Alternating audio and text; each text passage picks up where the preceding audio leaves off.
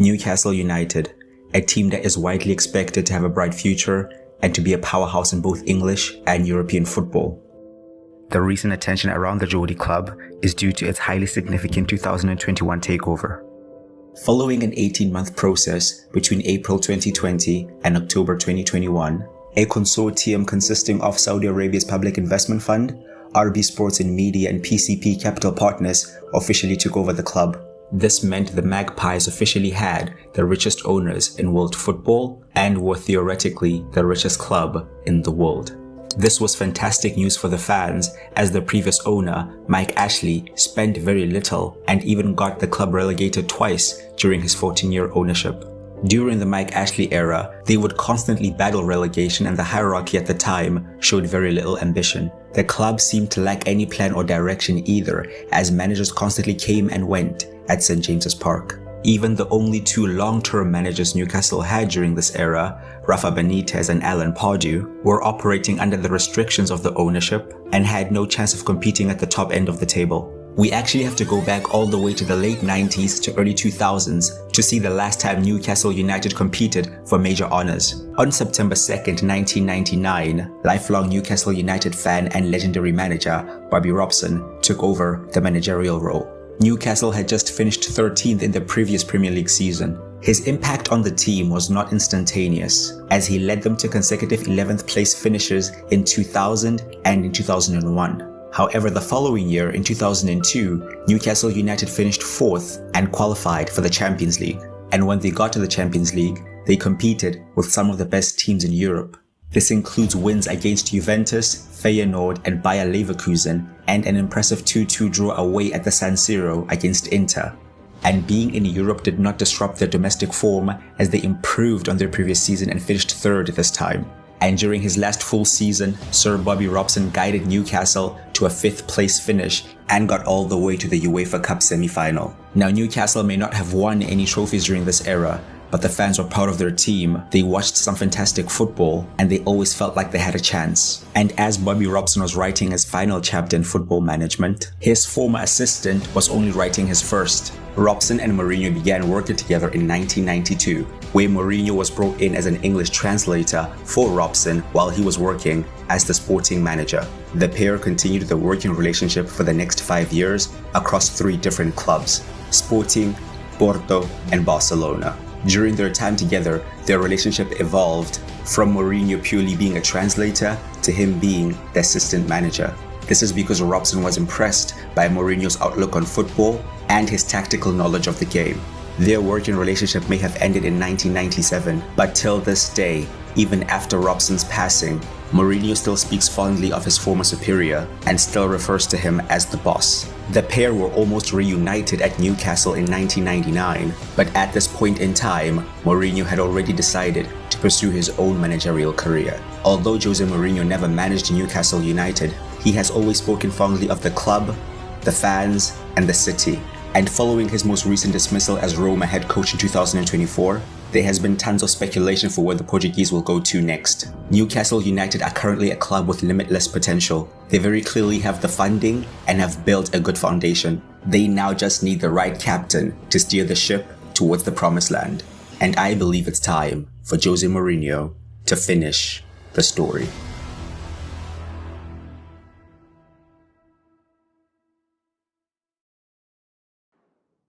A warm welcome to you all. Without further delay, we are pleased to introduce your new manager.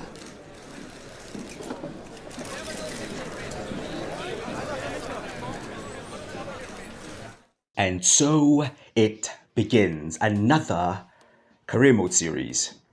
But this one is very different. This one is unlike any other. This one is about me proving myself to everybody watching this video, because if you've been on this FC24 journey, you'd know Barcelona sacked first season, Nottingham Forest sacked second season, 2 different managers. I'm the only consistent party involved. Yeah, I've had some sleepless nights, 3 a.m. looking up at the ceiling, wondering where I went wrong.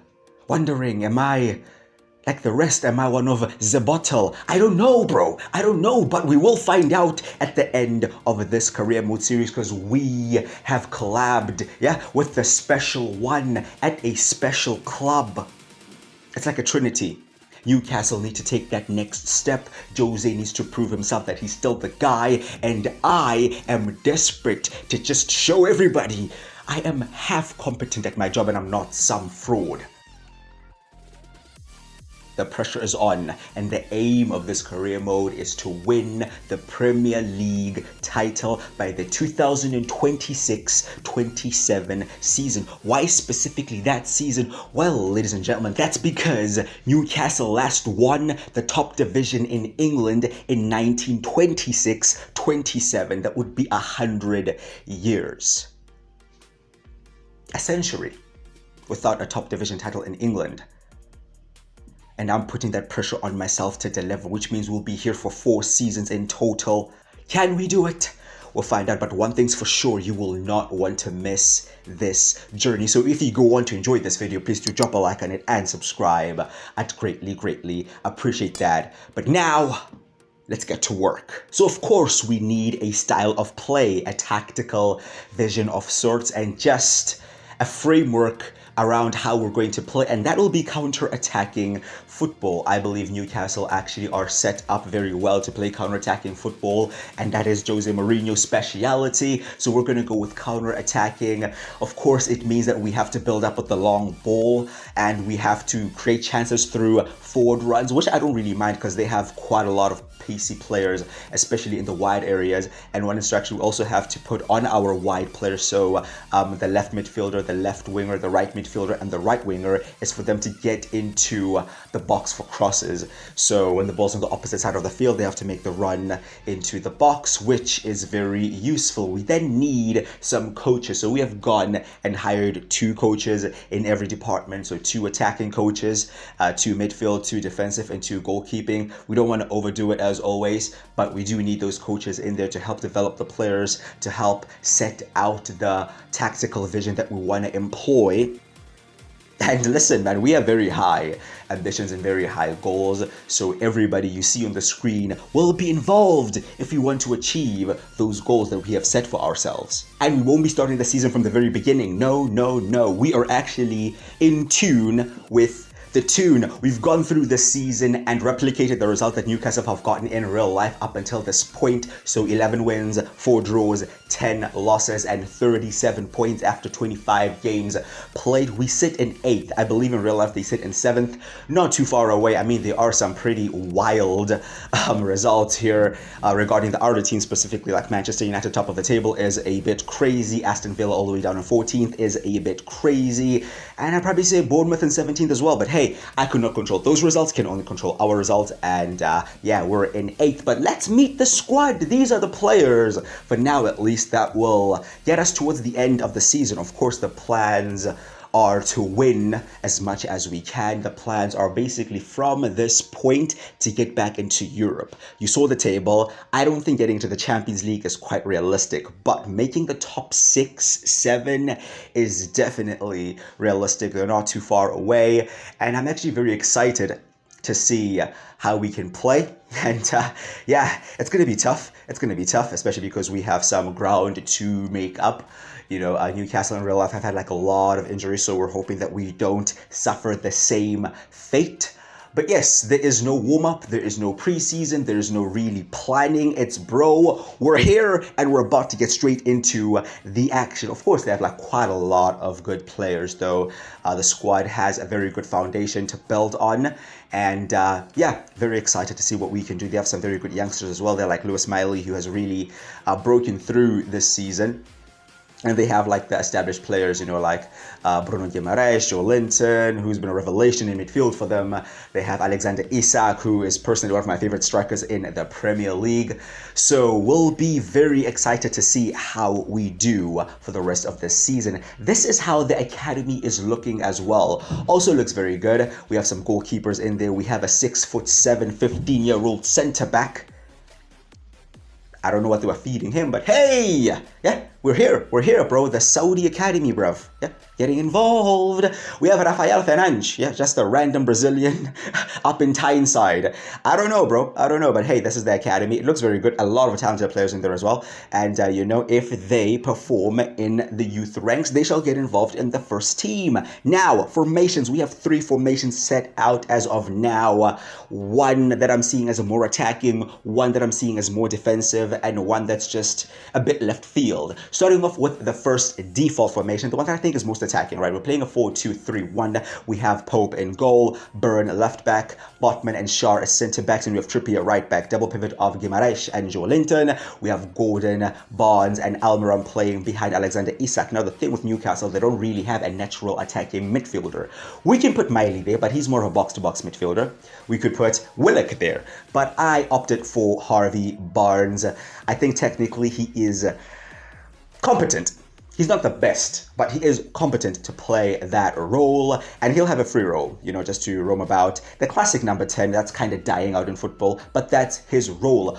Gordon is going to stay forward. He has no defensive responsibilities at all, and that's why Dan Byrne is at left back, because he will not go forward. So essentially, as we attack, Byrne, Botman, and Schär will stay back. Trippier will actually go forward, and yeah, we're going to be essentially defending in a 4-4-2 situation with Gordon up front with Isak.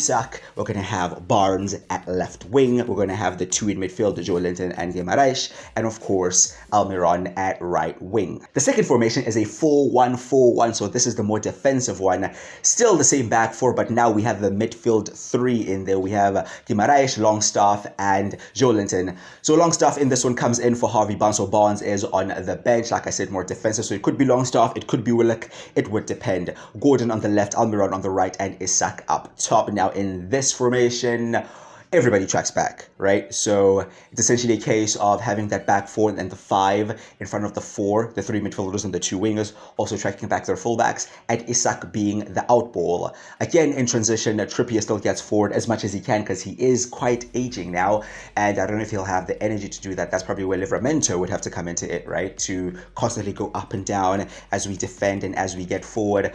And yeah, the 2 wingers, of course, get forward as well, but the 2 midfielders, or the 2 box-to-box midfielders, specifically in Longstaff and Joe Linton, would not really have an attacking responsibility per se, just about holding shape, making sure that we cut out the passing lanes in the midfield, you know, sitting back a bit more, just being compact, and yeah, just about shit housing the result, essentially. Now the third formation, I told you, it's a little bit left field, actually is a 4-4-2 diamond, despite how it currently looks. I know it says 3-1-3-1-2, but hear me out.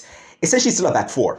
It's Byrne, Botman, Schär, and Trippier. Trippier just starts in a more advanced position, and he will be asked to track back while we defend. So as we're defending, Trippier tracks back, it becomes a back 4, and you see the 4-4-2 diamond right now. The left-hand side is going to be a bit crazy in the attack, so Longstaff will have to go forward and get wide out there to cover that space and support Gordon. Gordon as well will be the main outlet, so he'll be the ones making the runs in behind from a deeper position, making the runs into wider areas as well. Isak will primarily stay central, and Joe Linton will also support Trippier on the right-hand side by drifting wide, playing the little 1-2s and linking up with him on the right. This tactic may get exploited by teams that attack down the flanks because we just basically don't have any, but it will be very good to keep the ball. This is when we're really trying to go out and dominate a game and primarily attack through the middle. You know, Barnes again comes in as an attacking midfielder who will have that responsibility of creating the chances in transition as well. Bruno Guimaraes, the long balls to Gordon or potentially to Trippier as well will be very useful. So I'm very excited to see how this formation plays out. Now, with all that said, it's time for our first game. And we're facing Arsenal Football Club away at the Emirates.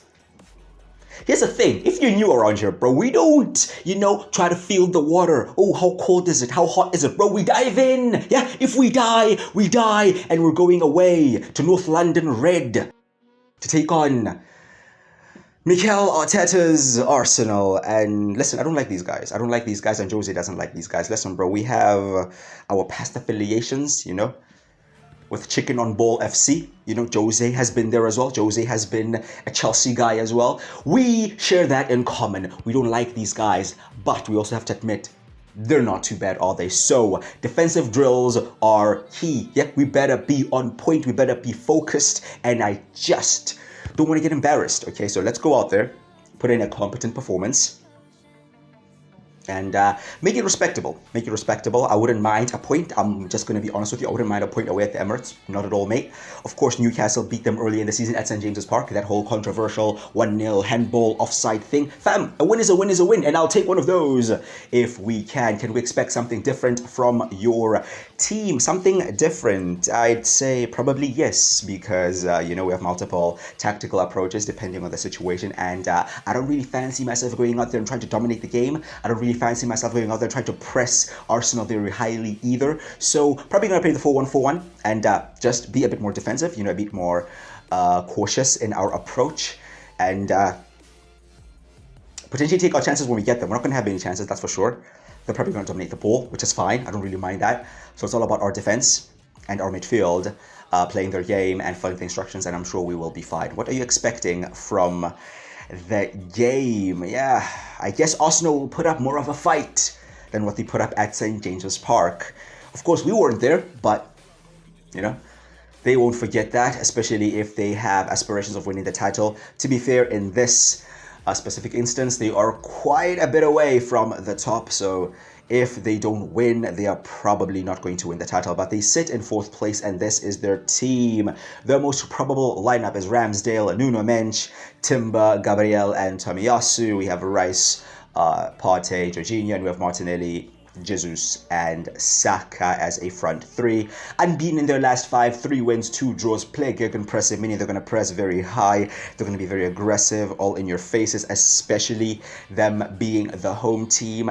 It's not going to be an easy game. It's not going to be at all. Actually, analyzing their stats as well, the top goal scorer is Gabriel Martinelli, and in second place is Saka, so 13 and 11 respectively after 25 games. I mean, they clearly still don't have that out-and-out goal scorer killer of a guy. But anyway, assists, Saka 6, Martinelli 6, and Partey 5. Again, nothing extreme, but they do share around the goals quite a bit, and even clean sheets, the most they've had is 5. Yeah, they're not really outstanding at anything, but I guess it's more of a team thing than an individual thing. And our first starting 11 here at Newcastle is Nick Pope in goal, Byrne, Botman, Shaw, and Trippier at the back, Guimaraes, Willock, and Joe Linton in midfield, Gordon and Almiron on the wings, and Alexander Isak up top. We've gone for Joe Willock ahead of Sean Longstaff just because of the more athleticism in there. We really want to go for the most athletic midfield we have, being Willock, Joe Linton, and Guimaraes. Really get in Arsenal's faces, really make it difficult, and be able to move around and cover the space. Like we said, we're probably not going to have the ball for the majority of the game, which is fine. We do, however, want to be lethal on the counter-attacks, so that is the key. But here we are at the Emirates, North London forever. Rings through the stadium. I'll be honest, I don't like these guys, not even a little bit, but that's a pretty sick song. That's a pretty sick song, bro, I can't lie. If my club did that, I'd be like, hey, look at us. But no, we're not here to be giving them any credit, Jose. You're not really liked around these parts, my bro, and neither am I. But we are both very good at playing the villain. Kicked off by Alexander Isak. And I actually like that we kicked the ball off here, just to already take the sting out of the game immediately, bro, because we've seen how Arsenal start games at the Emirates. They can be very direct, they can be very aggressive, and they can really go for your throats from the very beginning. So let's see if we can actually do something. Give a little 1-2 there. Alexander Isak could not quite find Miguel Almiron, but here come Arsenal throwing Nuno Mensch on the left-hand side, and now Gabriel Martinelli trying to get bodies back there. Trippier is there, and Trippier will win the ball back to Pope. Goes long, the keeper, good kick, and headed down by Joe Linton for Joe Willock. The two Joes in midfield. Good interception by the Brazilian Joe Linton. And now back to Shaw. Goes long, not the best option there, to be fair, and Arsenal regain possession. Here's Gabriel to Rice to Partey. Partey plays it up there towards Gabriel Jesus. Jesus tries to get away from Botman. Botman puts his body in the way, and it's a foul. It's a bit of a shoulder check, ref. I mean, is this even a sport anymore? This is not ballet, you know. How's that a foul, mate? Anyway, Arsenal free kick. Could potentially be dangerous if they have somebody who can take a competent set piece. About 10 minutes in, and it was on target. Pope had to dive, he had to get there, and the big man makes the save. Corner to be taken by Gabriel Martinelli here. Arsenal potentially building some momentum, headed away by Joe Willock, the former Arsenal man, collected by Jorginho on the edge of the box, plays it back to Martinelli, looking to work it into the middle here. Here's Jesus, blocked by Schär. Isak to Almiron, good turn by the Paraguayan. Goes infield, but just get barged off the ball. Arsenal playing a midfield three that I did not expect. Partey, Jorginho, and Rice. Very, very defensive. And in particular, the Rice and Partey partnership, very, very physical. So they are clearly looking to match us up on the physical battle. But here's Almiron. Almiron to Isak. Isak takes it first time. He kind of had to. Don't really have that much time nor space in such big games. Unfortunately, the shot was always rising. Arsenal have a throw here. It's going to be Saka to Tomiyasu, back to Bukayo Saka. Having to defend a bit, Arsenal looking to move the ball around, potentially find some space, and it's Gabriel Jesus. He is in the box. Finds Saka, Saka to Jorginho, played it across the Partey. 1-0 to the Arsenal. On first look, I have to ask if the keeper could do better. We'll see the replay.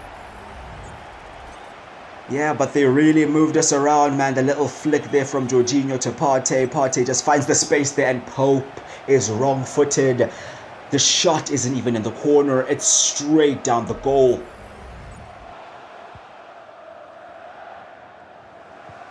Oh my goodness, a mistake at the back now from Sven Botman there. Starting to feel the pressure of Arsenal, and it's Partey again, and it's 2-0. And it's 2-0, just like that. Before the half-hour mark, Thomas Partey has himself a brace. Probably for the first time in his career.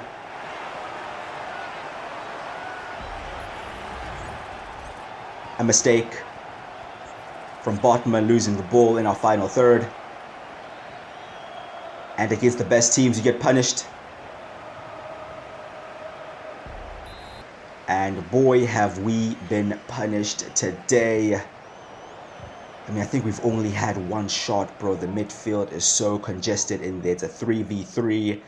And their 3 is really dominating our 3. And, bro, look at this. Can't get the ball off of Saka right now.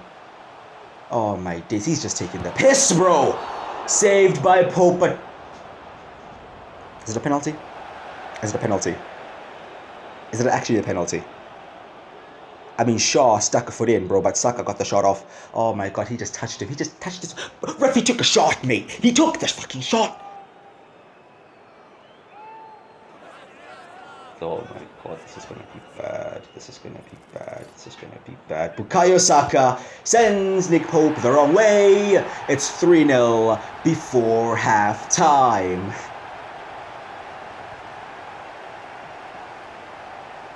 Come on, boys, let's just not get embarrassed. Why does this always happen? Wow! Just wow!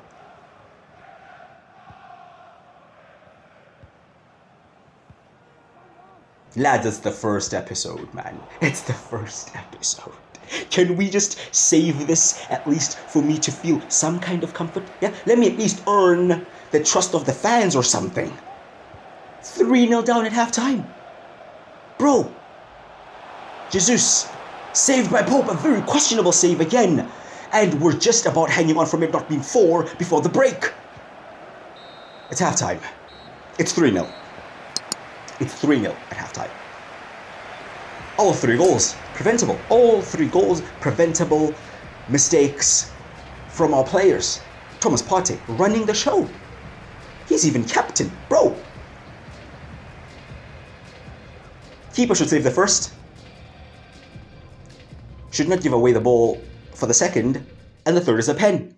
And just like that, the game could potentially be over. I mean, just going to make a change here at halftime. I'm going to bring on Livramento for Burn, because Burn is really struggling right now.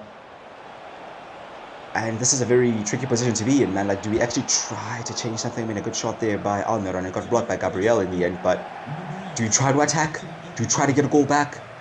Or do we just sit back and defend more? But what if we sit back and defend more and they score more? Bro, I didn't expect to have these problems in the first game. But you know, this is football. This is football. Good cross there by Trippier in the end. Cleared away. We'll fall back to the Englishman here. Looks for a cross to someone on his left foot. A very good cross on the volley from Shaw, but saved comfortably. Here is Isak. We may be gaining life, but will it lead to anything? It leads to a shot on target by Miguel Almiron, which is saved by Aaron Ramsdale. Partey comes off for Zinchenko. Seems like Arsenal already planning ahead for their next game. Not really concerned about this one. I mean, to be fair, they're just over 20 minutes left and they're still 3-0 up. Livramento, good defending there from him. I mean, he has come on and has actually shut down Bukayo Saka, so probably a mistake on our end to play Dan Burn there. But hey, we live and we learn. Yeah. Waiting for some support and finds Almiron. Almiron turning. Plays it to Joe Linton. Joe Linton finds Alexander Isak. A good touch from Isak to get away from the defense. And a good finish at the bottom left-hand corner. Makes it 3-1. We've actually been the better team in the second half, you know. But is that just because Arsenal don't really care about this game anymore? I don't know. But 2 goals in it now, 2 goals in it, and we have 10 minutes left. I mean, if we score at any point now, you never really know, right? Crazier things have happened in football. A good long ball there towards Gordon, but Gordon just cannot get past Tomiyasu. Ball breaks here to Bukayo Saka. Looks to take on Livramento, but it's not happening, bro. Yeah, locked up this fraud since coming on. Here's Bruno. Bruno to Trippier. Trippier. Almiron cannot get away from Nuno Mendes. Goes back to Ramsdale, putting the pressure on Arsenal here, and they go long, and there is Tino Livramento again. However, Botman makes a mistake there with the pass. Not really what you like to see, especially as we are growing in confidence and momentum and putting Arsenal under pressure. Losing the ball so unnecessarily isn't really what you like to see, man. But we win it back.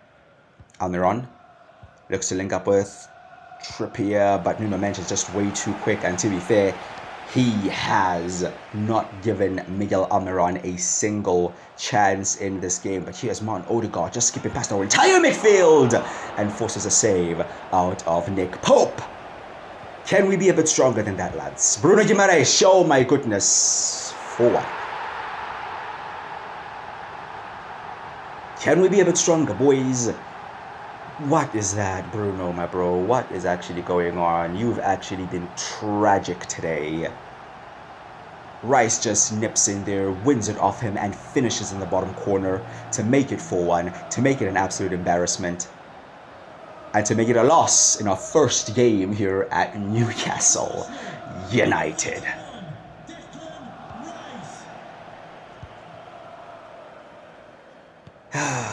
Made another mistake, this time from Trippier. The passing today, yeah, has just been unforgivable. And it could get worse. Still, Arsenal still looking for more. Pope is saving, cannot catch, eventually does. Final whistle, ref, please. And it is full-time 4-1 loss at the Emirates Stadium. And tell me if I'm crazy, but all 4 goals have come from our mistakes. All 4. Not 1 or 2. All 4 of them. Direct errors from our defenders, midfielders, goalkeeper. Bloody hell, are we playing against ourselves here, boys? At least help ourselves. Not great. Not a great introduction to the Geordies, is it? I promise you, it will get better. Give me time. Can't believe I'm pleading for my job on the first day, mate. Bruno, we have to analyze you, my bro. Not really great, is it? Playing as a defensive midfielder, playing as a little playmaker, because you're the technical don, bro. You didn't win the ball back a single time, and you lost it twice. I mean, playing as a DM and not winning the ball back once in 90 minutes is actually tragic, isn't it? The passing, he actually made 8 out of 11 passes in a full game. 73% pass accuracy is awful for a defensive midfielder. I mean, that just typifies how the game went today, isn't it? The passing was really, really bad. Standing tackles, 0. Standing tackles, 1, 0. Sliding tackles, 1, 0. Blocks, 0. Interceptions, 0. My brother, what did you do? We've got some questions for you.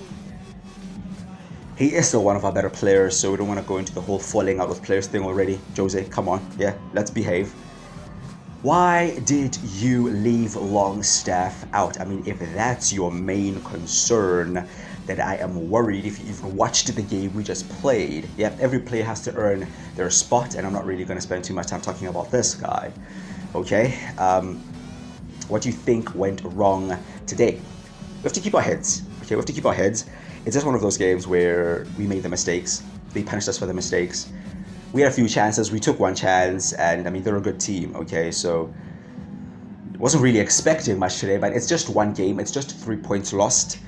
They are positives to take from the game, right? Right? Hope so.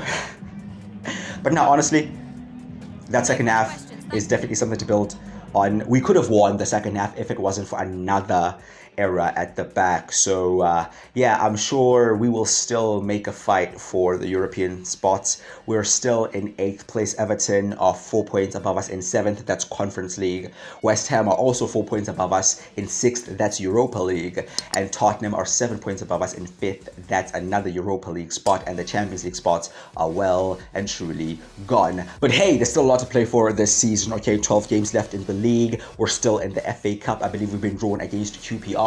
So that will be in the next episode. Can we make Europe?